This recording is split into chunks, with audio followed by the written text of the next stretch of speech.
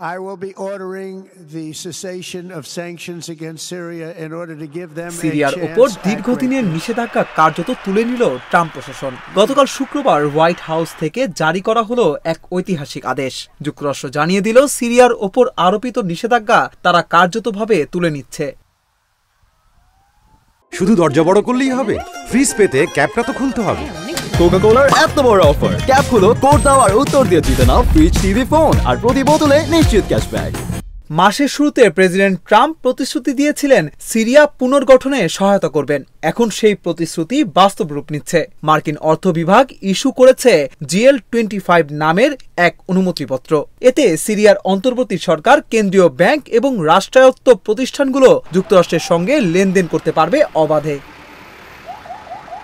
মনে রাখা জরুরি, 2011 সালে গৃহযুদ্ধের পর যুক্তরাষ্ট্র নিষেধাজ্ঞা জারি করেছিল তৎকালীন স্বৈরশাসক বাশার আল আসাদ ও তার ঘনিষ্ঠদের ওপর। কিন্তু গত বছর ডিসেম্বরেই ঘটেছে নাটকীয় পরিবর্তন। আহমেদ আল শারার নেতৃত্বে বিদ্রোহীরা আসাদকে ক্ষমতা থেকে উৎখাত করে।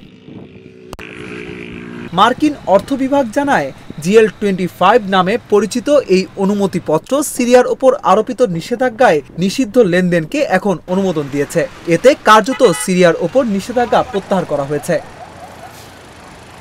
পররাষ্ট্রমন্ত্রী মার্কো রুবিও আরও এক ধাপ এগিয়ে সিজার আইনের আওতায় 180 দিনের জন্য ছাড়পত্র দিয়েছেন, যাতে বিদ্যুৎ, পানি, স্যানিটেশন ও মানবিক কার্যক্রম বাধাহীন চলতে পারে। রুবিওর কথায়, আজকের পদক্ষেপগুলো সিরিয়া ও যুক্তরাষ্ট্রের মধ্যে নতুন সম্পর্ক গড়ে তোলার ক্ষেত্রে প্রেসিডেন্টের দৃষ্টিভঙ্গি বাস্তবায়নের প্রথম ধাপ। ট্রাম্প স্পষ্টভাবে জানিয়েছেন, নিষেধাজ্ঞা শিথিলের পর সিরিয়ার সরকারের কাছ থেকে প্রত্যাশিত পদক্ষেপ দেখতে চান তিনি।